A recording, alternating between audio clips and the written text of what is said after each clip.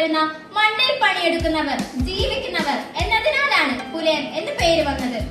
ഒറ്റ ശ്വാസത്തിൽ ഈരടികളുടെയും കൂട്ടുചൊല്ലുകളുടെയും സഹായത്താൽ പരമാവധി വാക്കുകൾ ഉപയോഗിച്ച് ഒരുമിച്ച് ചൊല്ലാവുന്ന രീതിയിലാണ് ഇത് ചിട്ടപ്പെടുത്തിയിരിക്കുന്നത്.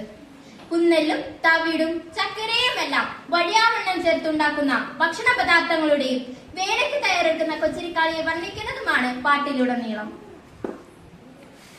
തിത്തിനും തകതാതിനും തകതാതിനും തകതിയാര തകതാതിനും തിമിത്തിയാതിനും തിമിതാതിനും തിമിത്തിയാര. തിത്തിനും തകതാതിനും തകതാതിനും തകതയ്യാര തകതാതിനും തിമിതയ്യാതിനും തിമിതാതിനും തിമിതയ്യാര.